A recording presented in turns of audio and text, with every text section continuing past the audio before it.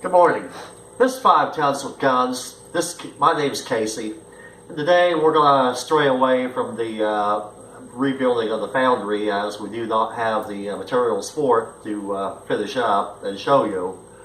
So we've decided to do a little bit of wheel weight education here today. I've certainly been educated a lot.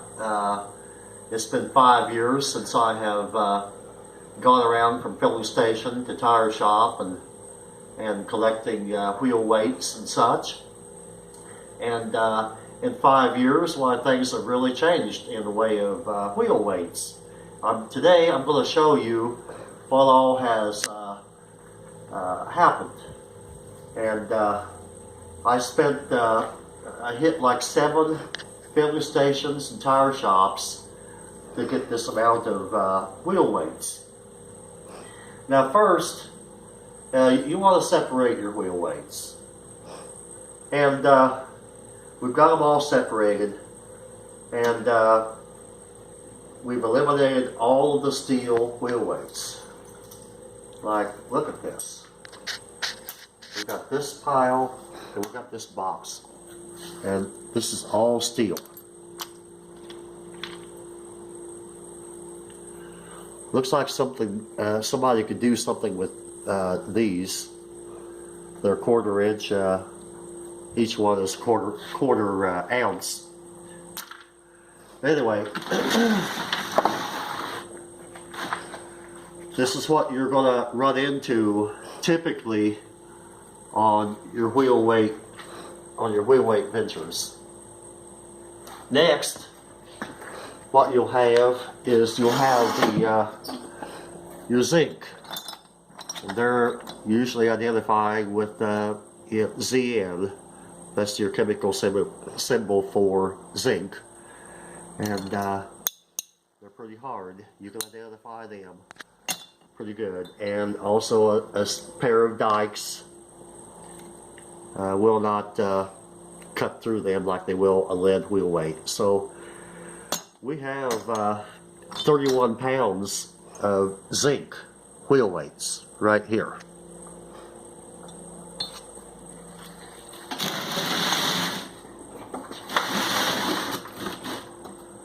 Next, we have the stick-on wheel weights.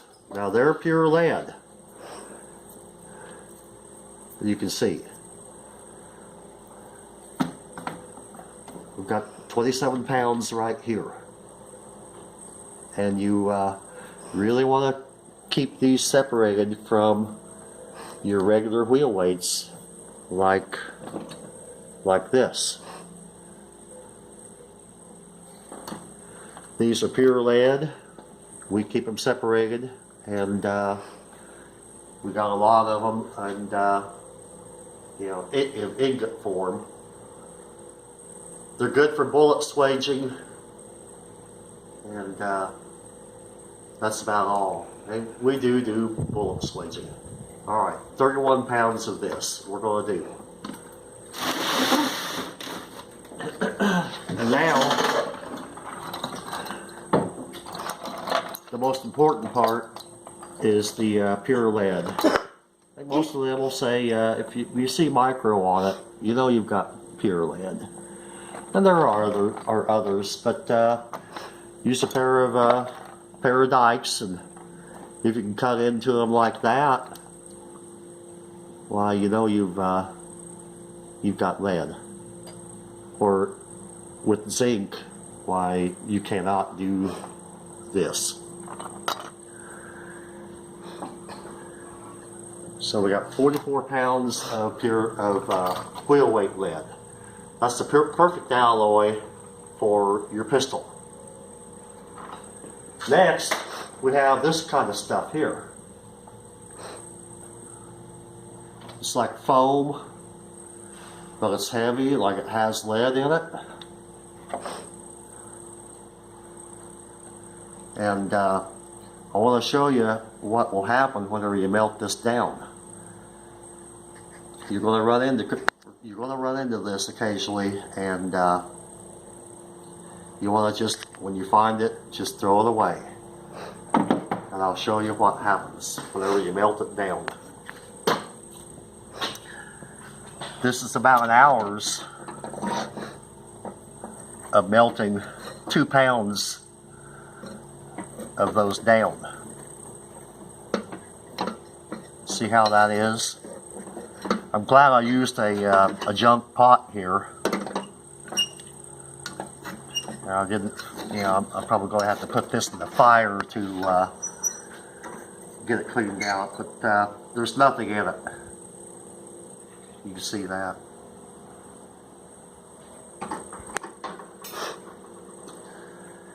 Anyway, we're all set up to start melting. And we've got 71 pounds of lead total. And it used to be, whenever you go to filling stations and tire shops, why, this is all you would get.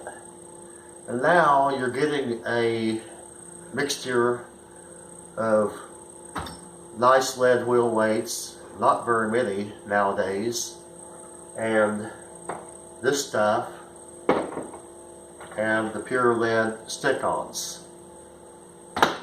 Then your zinc, and then the steel. So I used to rely, the past 5 years I've been relying upon range lead pickups, and this year, not a very good year. The forests were closed, nobody shooting, and we thought we would do this. We always do lead every year, and I like working with lead too. So we're going to fire up, and I don't think you really need to see a lot of, I won't bore you with that. You're going to see bits and pieces. We have a nice pot here. We got a Lyman thermometer on it.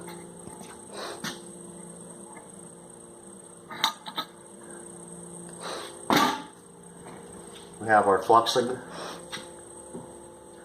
You don't have to buy your flux like this. You could use sawdust, wax, beeswax to flux up your lead, clean it up. Also, we have a little lead pot here with a Walmart dipper here. These do not hold up very good, but they are very handy, and I really do like them. And for $4, you know, it's a pretty good investment.